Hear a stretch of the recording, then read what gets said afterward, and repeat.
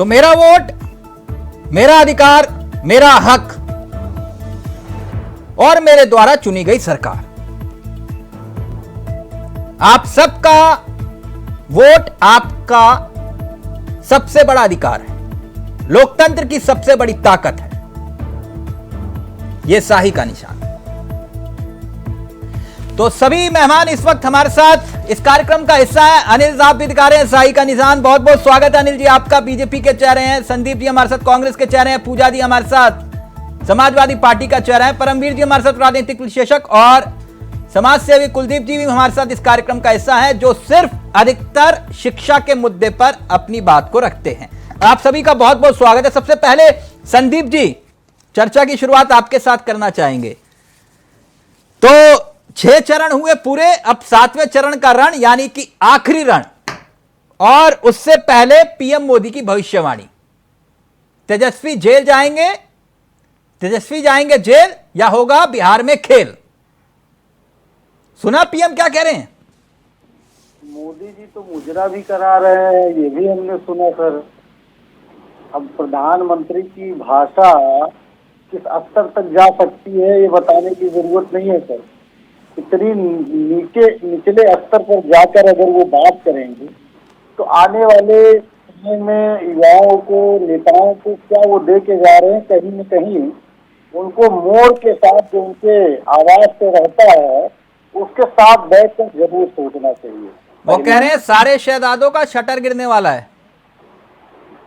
शहजादे की अगर बात करेंगे तो शहजादे तो सर आज मोदी जी से बड़ा बादशाह कोई है नहीं सर।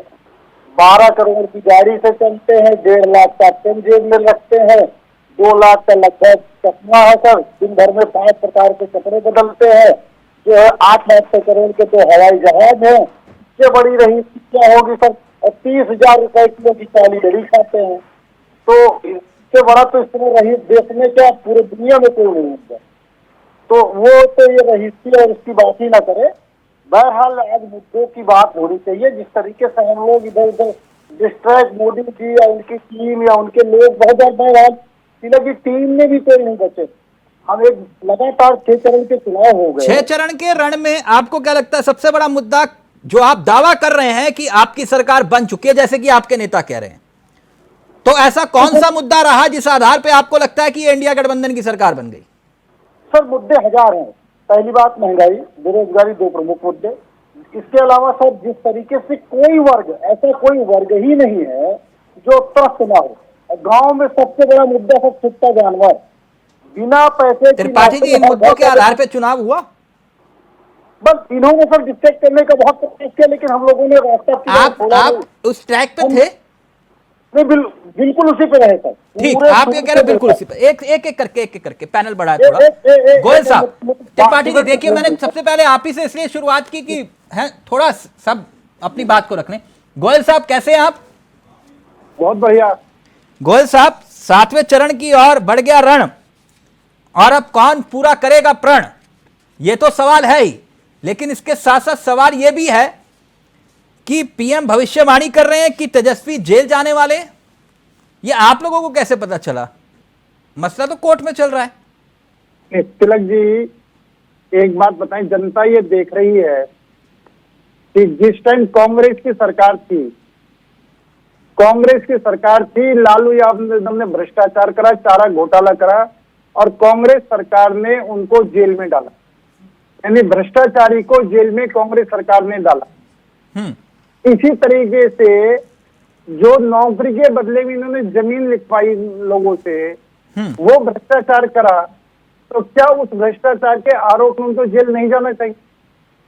दुख तो इस बात का है कि जिस कांग्रेस ने उसको भ्रष्टाचारी मान करके जेल में डाला, आज कांग्रेस ने उस भ्रष्टाचारी से ही हाथ मिला। तो जिन अजीत पवार को आप जेल में चक्की पीसिंग का दावा कर रहे थे, उनको आपने जो है खजाने की चाबी थमा दी महाराष्ट्र में। मैं बड़ा, तो फिर वो भ्रष्टाचारी नहीं थे? देखो, एक राजनीतिक आरोप लगना, एक तो आपने झूठे राजनीतिक आरोप क्यों लगाए इतने भ्रष्टाचारी नेता अजीत पवार जी पर?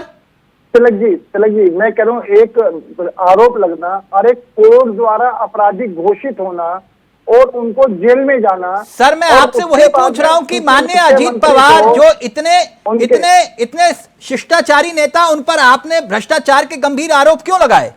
मैं उनको भ्रष्टाचार से मुक्त नहीं कर रहा, तो लेकिन यानी आप मैं मानते हैं दोनों वो में- भ्रष्टाचारी हैं? दोनों में एक अंतर है, कि दोनों में अंतर स्पष्ट है। एक आदमी कोर्ट केस में सजा दे करके जेल भोग रहे हैं, हाँ। और उन्होंने अपनी पत्नी को मुख्यमंत्री बनाया, हम्म। यानी उन्होंने भ्रष्टाचार करा और कांग्रेस ने जेल में भेजा। या तो कांग्रेस ये कहे कि हमने गलत जेल में भेजा, वो भ्रष्टाचारी नहीं थे, और अगर वो भ्रष्टाचारी थे तो तुमने आज उनसे हाथ क्यों मिलाया? इसी तरीके से उन्होंने जमीन नौकरी के बदले में जमीन अपने नाम में लिखवाई है, और वो घोटाला करा। ठीक, त्रिपाठी जी तो जल्दी से घोटाला- जवाब दीजिए, फिर परमवीर जी, कुलदीप जी, पूजा जी, आप लोगों के पास आ रहा हूं, जल्दी से जवाब दीजिए त्रिपाठी जी।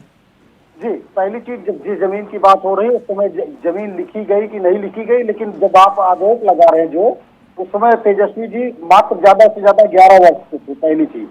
दूसरी चीज सर, हम भ्रष्टाचार से लड़ने वाले लोग हैं, हम आरटीआई लेकर आए भ्रष्टाचार के खिलाफ लड़ने के लिए। रही बात लालू जी की, लालू जी के बिल्कुल हमारे समय में उनके ऊपर FIR हुआ, सजा हुई, और यहाँ तक कि जब उनको सजा हुई तो एक जो है यूपीए के समय में एक अध्यादेश आया जिसमें यह था कि 2 साल के ऊपर उसको सजा हो जाएगी, वो जो है चुनाव नहीं हाँ, लड़ा। जो राहुल जी ने फाड़ दिया था सर उसके खिलाफ में आया था, और सर राहुल जी ने उसको फाड़ दिया था। हमारी नीयत यह है भ्रष्टाचार के खिलाफ लड़ने की। हाँ, आपकी क्या है? वो देखा था सर, सबने देखा था। बिल्कुल, कैबिनेट की ताकत कैसे जो है सर सारे बाजार फाड़ दिया जाता है एक कानून को, वो सबने देखा था। ठीक, गोयल साहब जल्दी से जवाब दीजिए।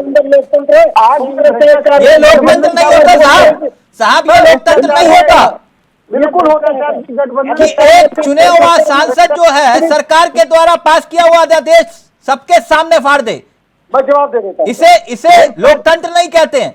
अनिल गोयल साहब, भ्रष्टाचार गठबंधन क्या मजबूरी है? केजरीवाल को भ्रष्टाचार में आपने से गठबंधन करा, क्या मजबूरी है?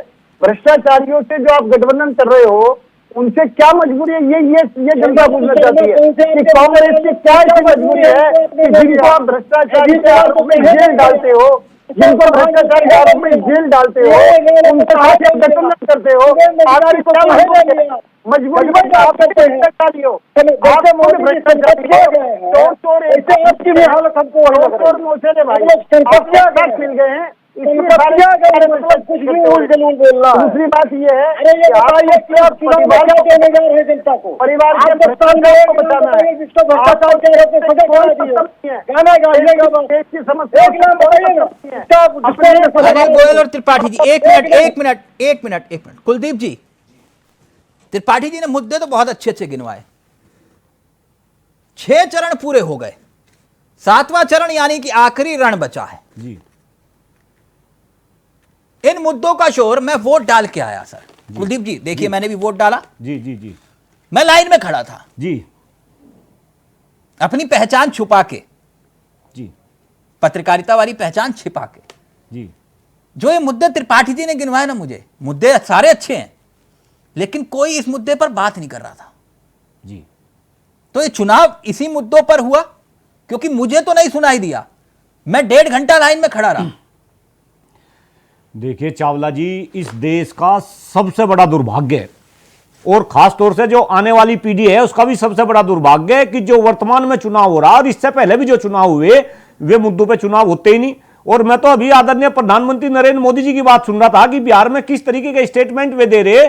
मैं आपको बताऊं, आदरणीय प्रधानमंत्री नरेंद्र मोदी जी वही शख्स है जो 2014 में मुद्दों की बात करते हुए नजर आते थे। यही प्रधानमंत्री मोदी जी कहते थे कि यह देश भ्रष्टाचार से मुक्त किया जाएगा। यही प्रधानमंत्री मोदी जी कहते थे कि इस देश में महंगाई खत्म की जाएगी। विपक्ष लाया मुद्दों पर चुनाव, मैं आपसे नहीं, ये विपक्ष वालों की गलती भाई, ये तो विपक्ष वालों की गलती के मुद्दे के ऊपर चुनाव क्यों नहीं करते। ये भी कहीं ना कहीं इन्हीं की जो है धारा में बहते हुए चले जाते हैं। अगर विपक्ष भी मुद्दों को नहीं उछालेगा तो कैसा काम चलेगा, कैसे लोकतंत्र बचेगा। और जैसे भारतीय जनता पार्टी आपको जिस जंजाल के अंदर फंसाना चाह रही, खास तौर से विपक्ष को, ये विपक्ष वाले भी उसी जो है जंजाल में फंसते जा रहे। लेकिन यहां पे चावला जी, मैं बात कर रहा, मीडिया की भी मैं बात कर रहा, आप जैसे मीडिया कर्मी, अगर मुद्दों की बात करें मीडिया के अंदर, और आप करते हैं, अगर आपसे प्रेरणा लेकर दूसरे लोग भी मुद्दों की बात करें, तो डेफिनेटली इस देश का अस्तित्व भी बचेगा और ये देश भी बचेगा। अदरवाइज पूरी गंभीरता के साथ डॉक्टर कुलदीप मलिक इस बात को कह रहा, खासतौर से भारतीय जनता पार्टी वाले, आप 10 साल से इस देश में शासन कर रहे, अरे हम आने वाली पीढ़ी को क्या देकर जाएंगे? नहीं, विपक्ष आपकी आप ही की बात मान रहा हूं, विपक्ष क्यों मुद्दों पर नहीं ला पाया चुनाव? नहीं, अगर ये मुद्दे वाकई परोस के दे दिए बीजेपी ने, चावला तो फिर ये मुद्दों पर चुनाव क्यों नहीं लेकर आ? चावला जी, ये तो हिंदुस्तान की जनता को समझना पड़ेगा, ये सारे चोर चोर मुसेरे भाई है, और ये भाजपा वाले मुस्कुरा रहे। आदरणीय बड़े सीनियर है आप भाजपा वाले, जब इनकी बात आवे तो ये कांग्रेस पे चले जा कि भाई कांग्रेस वालों ने ये किया। मैं कह रहा, अगर कांग्रेस वालों ने गलत काम किया तो उन्हें सत्ता से बाहर करा देश के लोगों ने। 6 चरण में आप चुनाव जो हो चुका है, कहां दिखाई दे रहा है आपको? चुनाव आप कहां खड़ा दिखाई दे रहा है? क्योंकि दोनों दावा कर रहे हैं कि भैया हम जीत गए, हम जीत गए। 300 वो कह रहे हैं, 300 वो कह रहे हैं, कह रहे हैं कि 300 पार हमने कर लिया, और त्रिपाठी जी भी कह रहे 300 पार। चावला जी, मैं कोई ज्योतिषी शास्त्र का तो जो है शिक्षक नहीं, मैं तो कंप्यूटर साइंस का शिक्षक हूं। हाँ। तो मैं कोई भविष्यवाणी तो कर नहीं सकता, लेकिन बिल्कुल गंभीरता के साथ मैं इस बात को बता रहा कि जो पहला फेज हुआ था, पहले फेज जो सबसे बड़ा फेज था, 102 सीटों के लिए मतदान हुआ था, उस पहले फेज से ये बिल्कुल क्लियर पिक्चर हो गई थी कि कहीं ना कहीं भारतीय जनता पार्टी को भारी नुकसान होगा। और ये भारतीय जनता पार्टी की बौखलाहट है, और खास तौर से मैं नाम लेना चाह रहा हूं यहां पर आदरणीय प्रधानमंत्री नरेंद्र मोदी जी का, जो चुनाव से पहले गारंटी की बात कर रहे थे, अब वे गारंटी तो गए भूल। त्रिपाठी जी, अब चुनाव किस तरीके के स्टेटमेंट देने लगे, शर्म आती है कि देश के प्रधानमंत्री इस तरीके के स्टेटमेंट देते। आप उनकी पिच पर जाकर खेल रहे हो। कुलदीप मलिक ये कह रहे हैं कि उनकी पिच पर जाकर खेल रहे हो, मुद्दे थे लेकिन मुद्दों को बुना नहीं पाए। जल्दी से जवाब दीजिए, फिर परमवीर जी और पूजा जी आप लोगों के पास आ रहा हूं।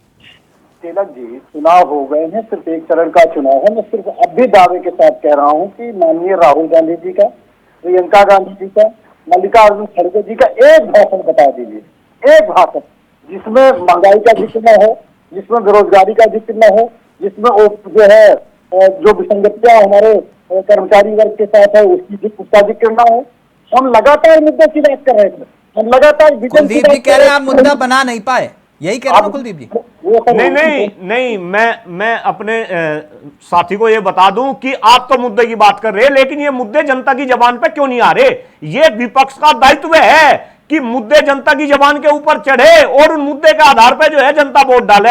आप एक बात बताओ, भारतीय जनता पार्टी ने चुनाव से पहले राम मंदिर को बुलाने की कोशिश करी थी, लेकिन यह विपक्ष का जलवा कि राम मंदिर का मुद्दा नहीं चला। मैं बिल्कुल गंभीरता के साथ इस बात को कह रहा हूं, त्रिपाठी जी ये विपक्ष का ही जलवा है कि राम मंदिर का मुद्दा नहीं चला। और परमवीर जी के पास भी जाना, त्रिपाठी जी जवाब जी। तो अभी जैसे सर ने कहा कि बिल्कुल जिस तरीके से हम लगातार एक लाइन हमारी हमने खींच रखी थी, हम लाइन के उधर नहीं गए। अब भारतीय जनता पार्टी ने लगातार कोशिश की, वो जाहिर सी बात है कि उनके पास एक आखिरी ब्रह्मास्त्र है, हिंदू मुस्लिम पाकिस्तान जिहाद, और उसी पर आज खेल रहे हैं। लेकिन जनता में फिर कह रहा हूँ मलिक जी, आपको दावे के साथ कह रहा हूँ, जनता ने खटाखट एक आज मैंने पोस्ट लिखी थी सर कि जो है इंडिया गठबंधन के समर्थन में माहौल टकाटक, सर माहौल टकाटक, युवाओं को रोजगार फटाफट, महिलाओं को जो है 8500 रुपए फटाफट। ये कह रहे खटाखट चलेगा। भारतीय जनता पार्टी जल्दी से प्लीज जी। देखिए त्रिपाठी जी, मैं शिक्षक समाज से आता हूं और आप मुद्दों की बात कर रहे हैं। मुझे बता दो, पिछले 3 महीने से जो है देश के अंदर चुनाव प्रचार चल रहा, क्या कहीं शिक्षा की बात हुई? इस देश में शिक्षा का इतना बड़ा मुद्दा है। मैं एक मिनट बात सुनो, मैं आपको याद दिला रहा नरसिंह मंडेला जी का स्टेटमेंट। उन्होंने ये कहा था कि अगर आपको देश और दुनिया को बदलना है तो शिक्षा सबसे बड़ा हथियार है, और अगर आप देश की जनता को मूर्ख बनाना चाह रहे हैं तो धर्म सबसे बड़ा हथियार है।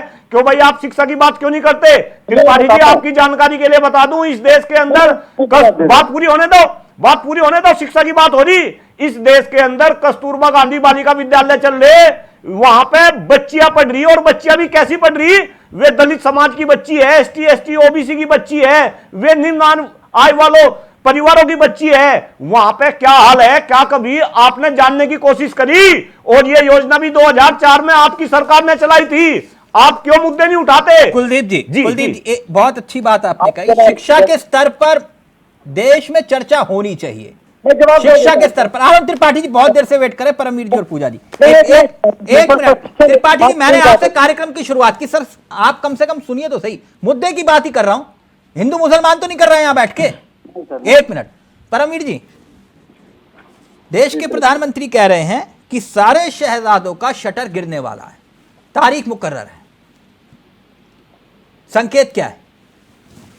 तिलक जी 4 जून को सब स्पष्ट हो जाएगा, हमें भविष्यवाणी नहीं करनी चाहिए। और बाकी जैसे आपने बात करी कि आप गए या वोटिंग लाइन में, आपने देखा 1-1.5 घंटा की चुनाव से पहले वोटर क्या बात करता है, तो अनुमान आपको भी लगा होगा। आपको शेयर करने की जरूरत नहीं है, यहाँ पर अनुमान मुझे भी लगा है वैसा।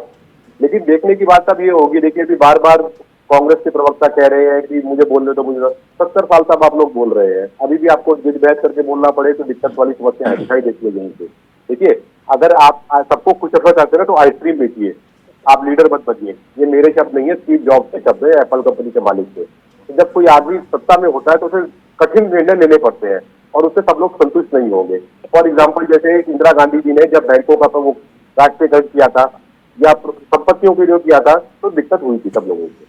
तो ऐसा लीडर्स को लेना पड़ता है, ऐसे निर्णय लेने पड़ते हैं। जो लीडर होगा वो आलोचना सहन करने की क्षमता उसमें होनी चाहिए, हैं? उसे होनी चाहिए। और गाली कोई खाने की क्षमता भी होनी चाहिए। जरूर होनी चाहिए। सब देखिए, कोई बादशाह कहे, कोई शहंशाह कहे, कोई खूनी पंजा कहता था, कोई कुछ, सब बहुत लोगों के लिए बहुत कुछ बोला गया था। हाँ। किसी एक को तो गांधी जी को भी छोड़ा गया यहाँ पर। तो आप हम क्या बहस में पड़ेंगे? तो ये तो लीडर के साथ चलता रहेगा, कोई शहजादा कहेगा, कोई बादशाह कहेगा, तो इसका कोई मतलब नहीं है इसी बातों का। और जो समझदार वोटर होता है ना, वो जानता है इस बात को। समझदार में सभी वोटर समझदार है। ये शहजादे वाला जो मसला है, क्योंकि यूपी में जाते हैं तो वो 2 शहजादों का जिक्र करते हैं और बिहार जाते हैं तब भी शहजादों का जिक्र कर देते हैं। तिलक जी देखिए, ये सारा का सारा चुनाव प्रधानमंत्री मोदी ने अपने हिसाब से करवाया है। ये शुरू में अभी वो अपने बयान, अपने एक इंटरव्यू में मान भी गए कि मैंने 400 पार का कहा और ये लगे रहे कि 400 पार नहीं होगा। अब देखिए शहजादा राहुल गांधी जी कितने कुलीन परिवार से आते हैं, इसमें कुछ छुपी भी बात है क्या? 3-3 4 प्रधानमंत्री होना, ठीक है। और कितने वो अमीर थे, उनके परदादा मोतीलाल नेहरू जी उस जमाने में कहाँ नहीं पहुंचे हुए। तो मुझे समझ में नहीं आता वो इस चीज शर्माते क्यों है। अरे भाई खुल के कहो, हाँ है यहाँ पर, छुपने की बात क्या है? कोई लेजिटिमेट चीजें ही तो है ना सारी, तो वो छुपते क्यों है इस चीज से? या किसी मुख्यमंत्री के बेटे हैं तो साफ सीधी बात है साहब, आप एक बहुत अच्छे मतलब आज के राजा रजवाड़े नहीं, ये मुद्दे लोगों के जहन में होते हैं, मैं मुद्दे की बात कर रहा हूं। कुलदीप जी ने वही बात तो कही कि भाई देश में शिक्षा के मुद्दे पर कभी चुनाव होते हुए देखा आप लोगों ने? तिलक जी नहीं होगा कभी। मैं ये बात कुलदीप जी की बात से पूरी सहमत हूं, ना कभी होगा। अभी आम का सीजन चल रहा है, मैं बाजार जाता हूँ। श्रीमान जी आप ये बात गलत कह रहे हैं। साहब एक मिनट पूरी करने दो, बातें ऐसे ना करो जी, मलिक साहब ऐसे ना करो, पूरी करने दो।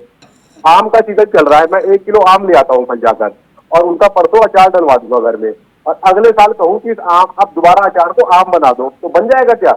नहीं बनेगा। कहना क्या चाह रहे हो आप? 1947 में देश का विभाजन, आप ये कह रहे हो कि शिक्षा और स्वास्थ्य का भी मुद्दा नहीं बन सकता? चलो एक मिनट पूरी करने दो। हाँ कुलदीप जी प्लीज जल्दी से, फिर मैं पूजा जी को पूरा वक्त दूंगा। पूजा जी माफी के साथ प्लीज। नहीं बस मैं आदरणीय परमवीर सिंह जी को ये विश्वास दिला रहा कि डॉक्टर कुलदीप मलिक जैसे क्रांतिकारी लोग जब तक इस देश में जिंदा है, और मैं आपको बता दूं परमवीर जी, इस चुनाव में भी आप मेरा जलवा देखेंगे, घर घर में डॉक्टर कुलदीप मलिक पैदा हो जाएंगे, और आने वाले समय में घर घर में डॉक्टर कुलदीप मलिक जब पैदा होंगे, वे राजनीति में शिक्षा, स्वास्थ्य, पर्यावरण, बढ़ती बेरोजगारी, किसानों के मुद्दे की, दलितों के परमवीर जी कह रहे हैं मुद्दे पर कभी चुनाव नहीं हो सकता। परमवीर जी कह रहे कभी चुनाव नहीं हो सकता है मुद्दे पर, यही कह रहे हो ना?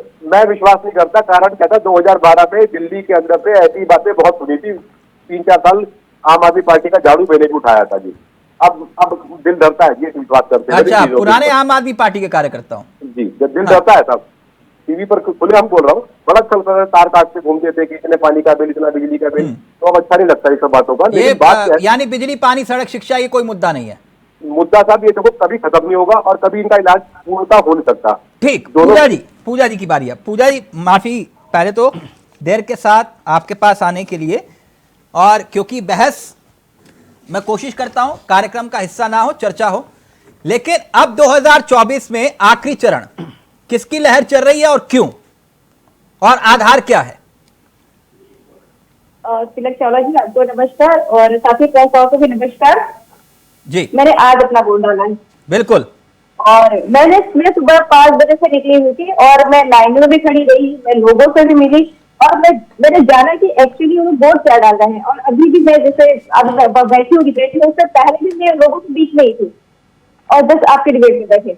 जी, तो ये कहना कि शिक्षा मुद्दा नहीं है कि बहुत गलत है। हाँ, हो सकता है कि बहुत वाइड प्लेटफॉर्म से नहीं है, जहाँ वो एक्सप्रेशन नहीं रखते शिक्षा मुद्दा नहीं है, वहाँ पे शिक्षा मुद्दा है। जब हमने उससे बात पूजा जी एक रिक्वेस्ट है, फोन पास ले आएंगे, बोलते बहुत अच्छा है आप, ताकि दर्शक सुन पाए। आपको आवाज आ रही मेरी? जी प्लीज कंटिन्यू। तो जैसे मुद्दा मैंने देखा कि वो शिक्षा के मुद्दे पे जा रहे हैं, वो कह रहे कि बच्चे की फ्यूचर पे हम जैसे केयर करना चाहते हैं, वो हेल्थ के मुद्दे पे जा रहे हैं। वो उनको ये बातें अच्छी सी लग रही है प्लेटफॉर्म से, जो धर्म की बातें कर रही है। ऐसे नहीं कि मैं ये कह रहा हूँ कि भाजपा की तरफ से अच्छी नहीं लग रही है। मैंने जो पाया जनता के बीच में, वो ये पाया कि जनता को ये बातें बिल्कुल पसंद नहीं आ रही है कि आप मंदिर की बात कर रहे हैं या मस्जिद की बात कर रहे हैं या किसी धर्म की बात कर रहे हैं। मैं एजुकेटेड लोगों की बात कर रही हूँ, जो बाहर जॉब करते हैं और जॉब से आए हुए थे यहाँ पे वोट करने के लिए। Independence of their caste, independence जिसको बोला जाता है कि कौन वोट है, इसके कौन वोट है, वो सारी चीज को हटा करके वो सारी मुद्दों की बात करते हुए और वो इंडिया अलायंस को वोट कर रहे हैं। और वो जितनी वोट कर रहे थे कि बदलाव की जरूरत है, कैसी बदलाव की जरूरत है, ये जो है प्रधानमंत्री। नहीं, वो परमवीर जी कह रहे हैं कि परमवीर जी कह रहे हैं कोई मुद्दे नहीं होते हैं, या फिर मुद्दे बनाने की कोशिश जो आप लोगों ने की वो मुद्दा बन नहीं पाया। प्लीज कान पर अगर फोन पास ले आए। परमवीर जी यही बात कह रहे थे ना आप? जी तिलक जी, कि भाई ये मुद्दे बना नहीं पाए कुल मिलाकर ये। आपका जी बोले पूजा जी आप। हाँ, तो तिलक चौधरी जी ये कहा गया कि मुद्दे नहीं है। हाँ, ये हो सकता है कि जो वाइड तौर पे दिखता नहीं है, उस पर डिस्कशन पे बिल्कुल होता नहीं है। तो हमने जो है चौराहा पे भी चर्चा किया, तो मैंने देखा कि सार्वजनिक के साथ लोग कहते हैं कि जो है कि अरे हम तो जो है जा रहे हैं उस मुद्दे पे वोट करने के लिए, उस मुद्दे पे वोट करने के लिए। मुझे कम से कम फिगर आउट करने में 10 मिनट लगे कि ये सार्वजनिक के साथ कह रहे हैं, पर ये मुद्दे पे वोट कर रहे हैं। क्योंकि जैसे कि परमवीर जी ने कहा कि नहीं, तो मैं वही जानना चाह रहा हूं ना कि 6 चरण के बीच आपको कौन सा मुद्दा ऐसा लगा कि जनता का रुझान इंडिया गठबंधन की तरफ है? उदाहरण के तौर पर रोजगार का मुद्दा का मुद्दा परमवीर जी इत्तेफाक रखते हैं आप? वो कह रहे बेरोजगारी सबसे बड़ा मुद्दा था। जी 1970 से चला आ रहा है, जब तक छोटी सी मेरी सीमित बुद्धि के अनुसार। तब से इंदिरा गांधी जी ने मुद्दा उठाया था, घर घर रोजगार जाएगा, एम्प्लॉयमेंट आएगा। राजीव गांधी जी ने कंप्यूटर लाया था, तब ये कहा था। नरेंद्र मोदी जी बोले थे, राजीव गांधी जी चलाया होगा, अटल बिहारी वाजपेयी जी ने चलाया होगा, जितने प्रधानमंत्री आए होंगे। बिल्कुल हर काम जो युवा आते हैं, तो हर काम को रोजगार चाहिए। वो ऐसा नहीं कि जो युवा कम होते चले जाते हैं, 5 साल बाद चुनाव होगा तो फिर युवा नहीं रहेंगे। तो युवा तो आप ही रहेंगे। आपको पता है आपकी जो है पॉपुलेशन जो पिरामिड है वो ऐसी है कि युवा सबसे ज्यादा है और उनका एम्प्लॉयमेंट चाहिए। और इस जल्दी से परमवीर जी बात क्या है, देखिए रोजगार को ना हमेशा एक पिंजरे में बंद कर दिया कि सरकारी नौकरी रोजगार है, ठीक है, ऐसा नहीं है। बात क्या है कि आज सभी लोग काम हो गई, अब खाना खाता नहीं सोएंगे ना, बजट किया होगा ना, कुछ कमाया होगा तभी कुछ खाएगा पहनेगा। बात मुद्दे की बात, ये मुद्दा जो है सरकारी नौकरी देने का बिल्कुल नहीं है। सरकार ने निकाले मुझे 70% रोजगार जो है ना सरकार का सिर्फ नौकरी देने का नहीं है, रोजगार सृजन जो होता है और भी चीजों से हो सकता है। तो अगर उसको मुद्दा बनाया जाता तो बात बनती। रोजगार का मुद्दा जोड़ा गया, रोजगार का मुद्दा जोड़ दिया गया आरक्षण के साथ में। फैक्ट्री हो आधा बंद हो गया, आप क्यों उनको चला रहे हैं? आप चलाइए, आप रोजगार कैसे लेंगे जब आप रोजगार लेके ही नहीं आ रहे? सुल्तानपुर में जो है इतने सालों से जो भाजपा की जो सांसद रही, एक रोजगार का जो सोच नहीं दे सकी। अब यहाँ पे इसको है फूलपुर में, इसको है वो, इसको बंद होने की कगार पे आ गया, उनको क्यों नहीं कर रही सरकार का? यहाँ पे मैं प्रयागराज और प्रयागराज मंडल की बात कर लूँ तो यहाँ पे जो है आप बताइए भदोही में जो है तालीम का इतना बड़ा कारोबार है, क्यों नहीं बढ़ा के आप उसको? पूजा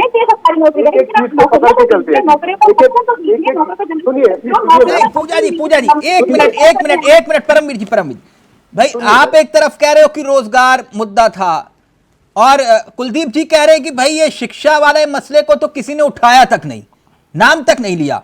आप मुस्लिम आरक्षण का जिक्र तो सब कर रहे हो, गलत तो नहीं कह रहे कुलदीप जी? मुस्लिम आरक्षण का जिक्र सब कर रहे हैं। आपके मौजूदा वक्त में सांसद अब अगली बार सांसद नहीं बनेंगे क्योंकि आपने उनको टिकट नहीं दिया। वो मुस्लिम आरक्षण की वकालत कर रहे थे, बोले कि आएंगे सत्ता में इंडिया गठबंधन मुस्लिम आरक्षण जो है और संविधान बदल देगा। तो पूजा जी ये शिक्षा के स्तर के मुद्दे पर आप लोग बहस कर रहे थे या चुनाव लड़ रहे थे? देखिए, संविधान बदलने की बात जो है पहले इनके प्रत्याशियों ने किया था, तो मैडम आपके नेता क्यों कह रहे हैं कि संविधान बदल देंगे मुस्लिम आरक्षण के लिए? नहीं, उन्होंने कब कहा कि जब संविधान बदल देंगे मुस्लिम आरक्षण के लिए? कभी नहीं। माननीय राष्ट्रीय अध्यक्ष जी ने कहा, ना ही राहुल गांधी जी ने कहा। आप एक बार किसी को कोटेशन दिखा दे, रिपोर्ट किया हो कि जो है हम संविधान बदल देंगे मुस्लिम आरक्षण के लिए। बिल्कुल ऐसा किसी ने नहीं कहा। ये मिथ फैलाया जा रहा है भाजपा की तरफ से कि जो है ये आएंगे तो ये संविधान बदलेंगे। माननीय एसटी हसन जी, संविधान बदलेंगे। माननीय एसटी हसन जी, अगर आप जो है कोट करते हैं बयान, तो उनका दूसरा बयान भी कोट करिए जो उन्होंने कहा कि संविधान के अकॉर्डिंग जिनको जरूरत है उनको ही रिजर्वेशन देना चाहिए। आप पहला तो कोट करेंगे तो दूसरा कोट नहीं करेंगे, ऐसे नहीं होती ना। चिट्ठी आपकी पट गई आपकी, अगर आप पहला कोट कर रहे हैं तो दूसरा भी कोट करिए। और आपके मंचों से पहले अगर प्रत्याशियों ने बोला कि हमारी सरकार बनी और हम कॉन्स्टिट्यूशन बदल देंगे, तो आपने एक्शन क्यों नहीं लिया? आपको एक्शन तो लेना चाहिए था कि ऐसे नहीं हो सकता है, कॉन्स्टिट्यूशन नहीं बदला जाएगा। और रिजर्वेशन की जब भी बात आती है तो रिजर्वेशन जो आर्टिकल 14 और 16 ऑफ कॉन्स्टिट्यूशन कहता है उसी के अकॉर्डिंग दिया जाता रहा है और आगे भी दिया जाता रहेगा। धर्म के आधार पर न कभी दिया गया है न दिया जाएगा। आरक्षण देने की बात करी है, जबकि हमारे संविधान में धर्म के आधार पर धर्म के आधार पर किसने किया बात? किसने किया? आप उसको मोटिव जो है मोबिलाइज करना चाहते हैं इस तरीके से मुद्दे बनाकर, किसी ने नहीं कहा। किसी ने नहीं कहा, न माननीय राष्ट्रीय अध्यक्ष यादव जी ने कहा, न डॉक्टर यादव जी ने कहा, ना ही राहुल गांधी जी ने कहा। आप कह रहे हैं, आपके मंचों से कहा जा रहा है कॉन्स्टिट्यूशन बदल देंगे।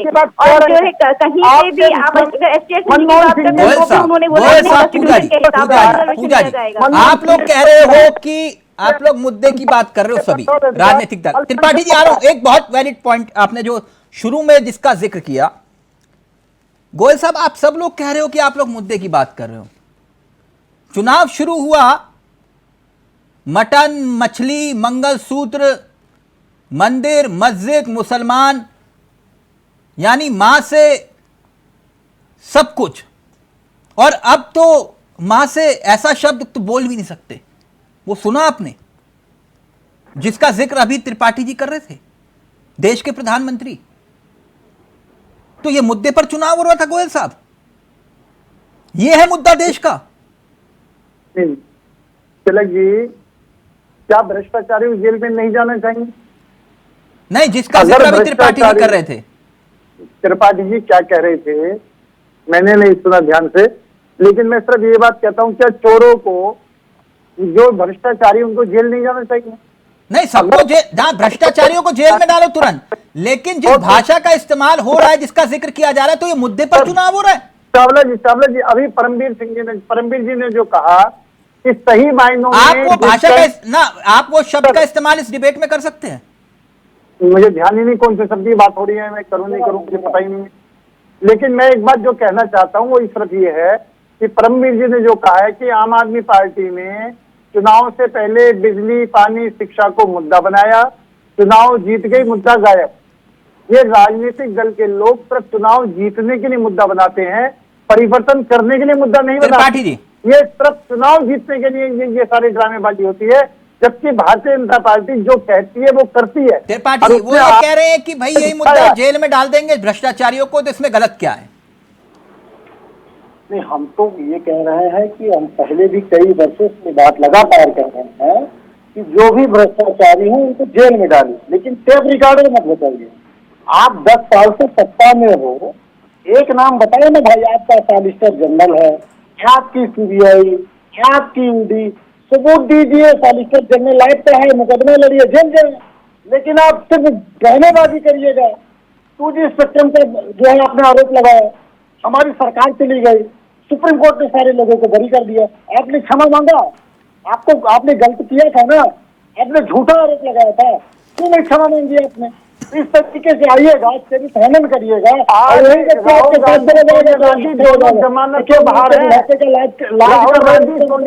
दोनों जमानत के बाहर है। आपको किसी से बात करें भ्रष्टाचार के आरोप में सोनिया गांधी और राहुल गांधी संदीप जी, विषय यही है ना जो मैं पूछ रहा हूँ आप लोगों से, आप लोगों से। अनिल गोयल साहब, मैं विषय वही तो है। आप लोग मछली पर चर्चा कर लेते हो, मटन पर चर्चा कर लेते हो, आप लोग हिंदू मुसलमान पे चर्चा कर लेते हो। तिलक जी, रिक्वेस्ट है कि जैसे हम चर्चा करते हैं देश के संसाधनों का अधिकार। आप त्रिपाठी जी बोलेंगे, त्रिपाठी जी का ऑडियो रहेगा। हम चर्चा करते हैं कि देश का विकास कैसे हो, हम चर्चा करते हैं कि देश के गरीब से गरीब लोगों पर आपके वादों की बात कर रहे हैं, हम आपकी बात करेंगे भाई। कैसे पहुंचाए, हम ये सुनिए बोलिए। जिसमें मान सम्मान कैसे बढ़े, बोलिए, देश सुनिए। में रक्षा सौदों का तिलक जी, आयात के निर्यात कुछ लोगों करना को शुरू करे। चिंता है कि देश उनकी को पेंशन बंद आत्मनिर्भर हो जाए। बने। हमारा काम देश को आगे बढ़ाना है। हमारा काम हम जो है परिवार के राज्य की नहीं कर रहे। मेरा बेटा ही प्रधानमंत्री बनेगा। कुछ लोगों कांग्रेस के अंदर है, कांग्रेस राहुल गांधी को प्रधानमंत्री हम देने जा रहे हैं, लेकिन लड़ाई राहुल गांधी को प्रधानमंत्री बनाने की है। हमारी लड़ाई देश को आगे बढ़ाने की है। वो जैसे उत्तर प्रदेश के अंदर मुलायम सिंह परिवार में जो लड़ाई बड़ी बड़ी किताबें पीछे रखते बनाने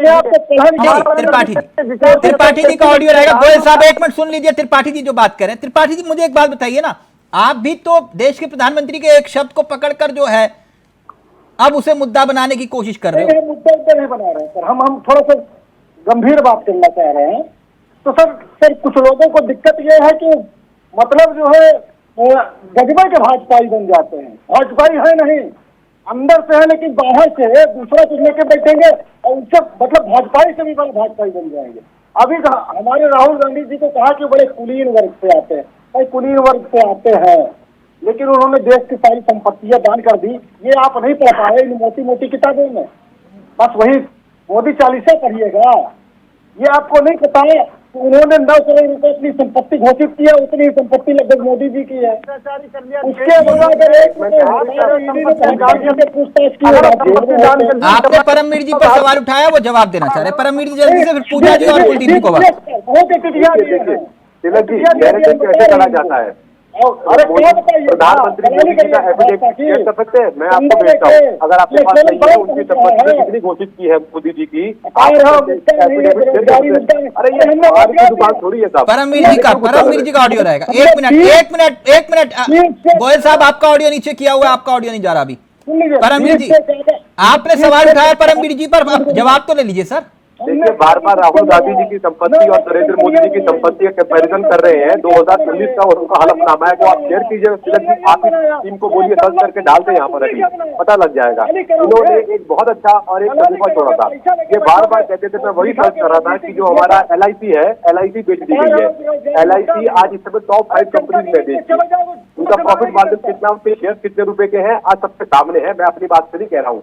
BSNL लगातार बहुत सालों से कह रहे हैं बेच दिया।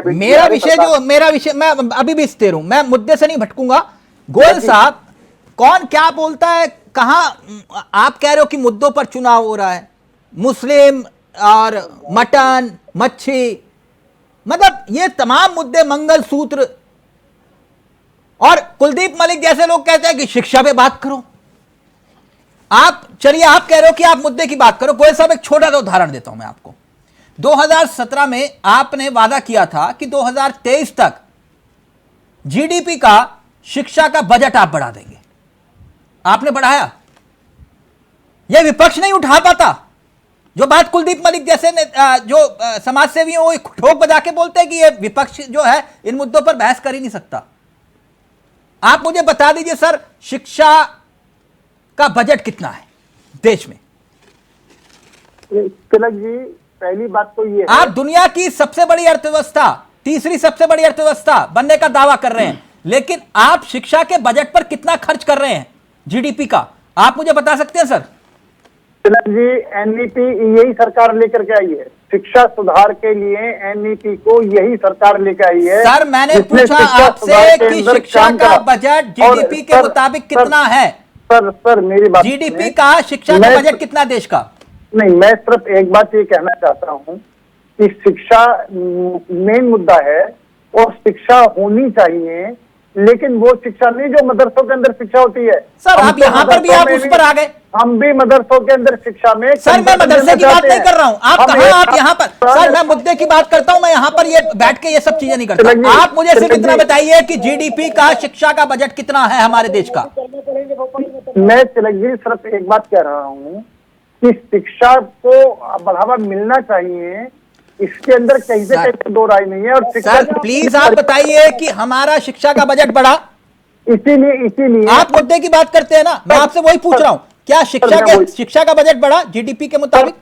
सर मैं ये कह रहा हूँ, शिक्षा के कितने कॉलेज खुले हैं, कितने मेडिकल कॉलेज खुले हैं, और निश्चित तौर पर हमने नई शिक्षा पॉलिसी ला करके सर शिक्षा में 6% करने का दावा करने किया का था काम आपने। कर रहा है। आपने कहा था कि बजट का, प्लीज स्क्रीन पे लाइए गोयल साहब को, प्लीज गोयल साहब को स्क्रीन पे लाइए जी। गोयल साहब, आपने कहा था जीडीपी का, शिक्षा का बजट जो है जीडीपी से हम उसको 6% तक कर देंगे, ये शायद कुलदीप जी बताएंगे, और अभी भी मेरे ख्याल से 3 के आसपास अटका हुआ है। और एक आकलन के मुताबिक तो 3 से 6 साल के जो बच्चे हैं, शिक्षा पर सरकार के द्वारा जीडीपी का सिर्फ और सिर्फ 1% भी खर्च नहीं हो रहा सर। और स्वास्थ्य के मुद्दे की बात कर रहे हो, स्वास्थ्य का मुद्दा जो है उस पर कितना खर्च हो रहा है बजट का, कोई पूछता है विपक्ष में? ये मुद्दे हैं सर देश के कि नहीं है गोयल साहब? हम अटके हुए हैं, वही मदरसों में कितने बच्चे पढ़ते हैं वो बताओ सर, ये भी तो मुद्दे हैं ना देश के। तिलक जी निश्चित तौर पर शिक्षा हो, स्वास्थ्य हो, सड़कें हो, देश की तरक्की तो के सर मामले ये हो, मंदिर, संसाधन मस्जिद, जुटने के मदन, मामले हैं, मछली, ये सब होने मंगलसूत्र, चाहिए। ये कहां से आ लेकिन- जाता है? अब तो वो भी आ गया सर जो सुना नहीं सकते हम। सर मैं एक बात और कहना, ये कुलदीप जी गलत तो नहीं कह रहा मैं? नहीं ये- तिलक जी आप बिल्कुल सही कह रहे हैं, और अगर आप नहीं सुना सकते तो मैं सुना दूंगा कि देश के प्रधानमंत्री ने क्या कहा। मुद्दे यही लोग भारतीय जनता पार्टी के प्रवक्ता अनिल जो है गोयल जी मेरी बात सुनो। सर मेरी बात, गोयल जी, मैं आप नाराज ना होना, नहीं, मैं भी शिक्षा के क्षेत्र में जुड़ा हुआ हूँ। हाँ मैं जुड़ा हूं, मुझे पता आपके बारे में, मुझे पता। अगर सारी बात बताऊंगा तो शर्म आएगी आपको, आपके बारे में भी बता दूंगा मैं।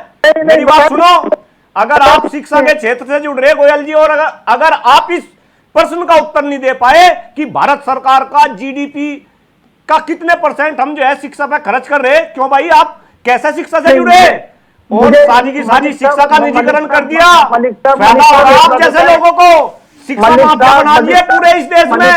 ब्रजभूषण शरण सिंह का नाम सुना होगा, गोंडा का कितना बड़ा शिक्षा माफिया, और गाजियाबाद के अंदर ये सारे के सारे दिल्ली एनसीआर के अंदर शिक्षा माफिया बन रहे। हो सके प्लीज मेरी बात को अदरवाइज मत लो, आप भी उनमें से एक हो, लेकिन गरीब का बच्चा पढ़ नहीं सकता आज, पर्सनल नहीं, चलेगा। पर्सनली कुलदीप जी पर्सनली नहीं, मैं इनकी जानकारी नहीं, आप पर्सनली हो रहे हैं, ना आप पर्सनल हो रहे हैं। नहीं गोयल जी, मैं इनकी जानकारी के लिए बता दूं, गोयल जी इस देश में अभी कोरोना का काल चला, चूंकि गोयल जी शिक्षा क्षेत्र से आते थे, चारों तरफ से रिपोर्ट ऐसी आ रही थी कि शिक्षा का बजट बढ़ाया जाएगा। ये जो इंडिया जब चारों तरफ से ऐसी रिपोर्ट आ रही थी, क्यों नहीं शिक्षा का बजट बढ़ा गया? आप लोगों ने शिक्षा के बजट को कम कर दिया। गोयल जी मेरी बात सुन लो। आप नहीं, आप इस तरीके से जोर से बोल करके दूसरे की आवाज दबाना चाहो, नहीं तो आप दबाओगे हमारी आवाज, नहीं यार बिल्कुल आप गलत बात करोगे। मलिक साहब गलत बात आप कह रहे हैं कि आप शिक्षा क्षेत्र से आ रहे हैं, और आपको ये नहीं पता कि शिक्षा का बजट कितने प्रतिशत है जीडीपी मैं का? खुद कह रहा हूँ। गोयल जी मैं आपका बड़ा सम्मान कर रहा हूँ, आप बड़े वरिष्ठ हैं। एनईपी कौन ले गया? नहीं। एनईपी कौन ले गया? इससे पहले एनईपी क्यों नहीं आई? शिक्षा सुधार के लिए तो एनईपी आई है, एनईपी में सुधार के लिए नहीं मुझे आई। गोयल जी, मुझे ये बताओ, गोयल जी मैं आपको नतमस्तक करूंगा चैनल के ऊपर, मुझे आप एनईपी की 5 खूबियां गिनवा दो, मुझे आप एनईपी की 5 खूबियां गिनवा दो, मैं मान जाऊंगा आप शिक्षा क्षेत्र से आते हैं। नहीं मुझको ये मुझे एनईपी के आप 5 फायदे बता दो कि 5 फायदे ये है एनईपी के। क्या एनईपी प्राइवेट क्षेत्र में जो शिक्षा काम कर रहे हैं उसका भला करेगी? क्या एनईपी जो प्राइवेट क्षेत्र में शिक्षा काम कर रहे हैं, 10-10, 25 हजार रुपए में काम कर रहे हैं, क्या उनको उचित सैलरी दिलवाएगी एनईपी? एक मिनट, मैं केवल और केवल मैं फाइनल कमेंट कुलदीप जी, एक मिनट कुलदीप जी, मैं पूजा जी और परमवीर जी से लूंगा फाइनल कमेंट। एक मिनट प्लीज प्लीज प्लीज। पूजा जी यही थे ना अहम मुद्दे, गलत तो नहीं बोला? सर नई शिक्षा नीति इनकी ऐसी है। संदीप जी सर एक मिनट, पूजा जी को बहुत देर से वेट करें, पूजा जी प्लीज। पहले कोई प्राइमरी में एडमिशन नहीं ले सकता, तो पूजा जी। प्राइमरी जो नर्सरी खोल के लोग बैठे हैं ना सर, ये इनके लिए नीति बनाई गई है कि 6 साल के पहले अगर माता पिता अपने बच्चे का एडमिशन कराएंगे तो जाहिर सी बात है नर्सरी में कराएंगे। तो ये काहे पूजा जी प्लीज जल्दी से, पूजा जी फिर फाइनल कमेंट परमवीर जी से। देखिए तिलक जी, एजुकेशन और जॉब ये मेजर मुद्दा है, और इसमें जो है भाजपा जो पूरी तरीके से फेल हुई है। अभी तो अब जो है कुलदीप जी ने बताया कि आपको भी पता है कि जो है 3% जीडीपी जा रहा है एजुकेशन पे, यूजीसी का ही फंड ही काट रहा है। जो सेंट्रल यूनिवर्सिटीज होती हैं, जो स्टेट यूनिवर्सिटी में जो यूजीसी का फंड जाता है, इन्होंने जो है कटौती की है, और हर साल जो सीट में जो इंक्रीज होता है और स्कॉलरशिप में भी इन्होंने कटौती की है। तो पूजा जी, तो पहले स्पष्ट करें। आप लोग इन मुद्दों पर चुनाव क्यों नहीं लड़ते हो? अगर हम आप लोग ये इस बात मुद्दों करो, पे लड़ते हैं, ये हम लोग मुद्दा इस है, मुद्दों को लेकर आप कह रहे हो कि भाई जातियों के आधार पर हमें वोट करो क्योंकि हम लेकर आए पीडीए। क्या नहीं, बिल्कुल नहीं, जाति का यहाँ पे हम वोट नहीं मांग रहे हैं। और पीडीए लेकर आए वो ठीक है, लेकिन यहां शिक्षा की बात नहीं होती है। यहां होती है कि यहां जाति का जनगणना करवाएंगे। पीडीए हमारा नारा है। चौला जी, हमारे जो मैनिफेस्टो में भी है कि जो है बेटियों को एलकेजी से लेके ग्रेजुएशन तक फ्री मुफ्त जो है शिक्षा देंगे। मैडम, पूजा मैडम जी, कृपया मार्गदर्शन करते हुए, जो मैं पीडीए के फॉर्मूले अगड़ा जोड़ लो, आधी आबादी जोड़ लो, जो मन आए वो जोड़ लो, एंड में जो आपने ए बनाया है उसका। जी, तो ये माननीय सांसद जया बच्चन जी जी, पार्टी का प्रचार करने कहां कहां गई, थोड़ा सा मार्गदर्शन करेंगे? नहीं पूजा जी, ये हंसने की बात नहीं है, ये बहुत गंभीर बात है कि आप जिन्हें सांसद बनाने का मौका दे रहे हैं, तो फिर ये पीडीए वाला फॉर्मूला कहां फिट बैठता है आपका? वो पिछड़े वर्ग को, आधी आबादी का जिसका जिक्र आप कर रहे हो, वो चेहरा अगर आपके लिए प्रचार करने के लिए रण में नहीं है, तो आप उस कार्यकर्ता का हक क्यों मार रहे हो जो पूजा मिश्रा जैसे कार्यकर्ता जमीन पर काम कर रहे हैं? कहां बैठा आपका पीडीए का फॉर्मूला? सदी देखिए, समाजवादी पार्टी ने किसी का भी हक नहीं मारा है, ना ही किसी कार्यकर्ता का हक मारा है। अगर आप जो है जया बच्चन जी को भी देखेंगे तो मुखर होकर के जो है महिलाओं के मुद्दे, जो मुद्दे मूलभूत मुद्दे हैं उनको उठाते रही हैं। किसी ने पूछा आपसे ये सवाल? मैं पूछ रहा हूं, ये कह सकते हैं जो है कि वो उत्तर प्रदेश में चुनाव प्रचार में नहीं देखी, पर इसका मतलब ये नहीं है कि जो मुद्दों को नहीं उठा रही है वो बिल्कुल आगे नहीं आ रही। ओके, मैं समझ गया। मेरी तरफ से शुभकामनाएं आपको। मैंने तो सिर्फ ये कहा कि पूजा मिश्रा जैसे कार्यकर्ताओं का हक नहीं मारा जाना चाहिए। PDA, that's it. Paramvir ji, एक बात, ये चुनाव के भी ना बड़े दिलचस्प किस्से हैं।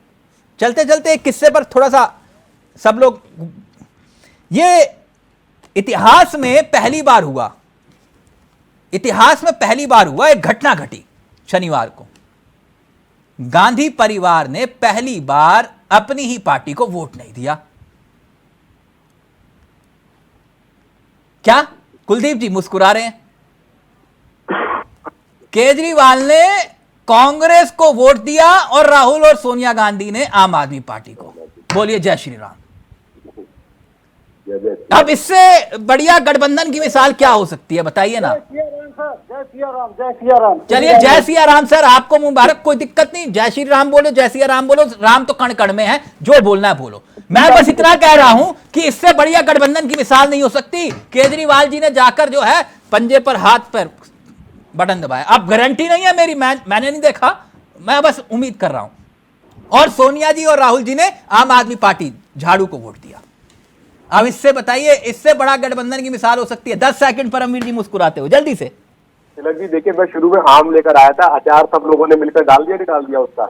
आप चुनाव हुआ, शीला दीक्षित जी ने दिल्ली में फ्लाईओवर लेडी बोलते थे, आपको भी याद होगा कितने फ्लाईओवर बने थे, कितना काम हुआ था, उनके नाम पर वोट मांगी गई? नहीं मांगी गई। समाजवादी पार्टी ने लैपटॉप बांटे थे, एजुकेशन के लिए काम किया था, एक वोट मांगा गया कि मैंने लैपटॉप बांटे थे, दोबारा मांगा पीडीए के नाम पर, लैपटॉप के ऊपर नहीं मांगा। तो मुद्दे गौर कौन कर रहा है?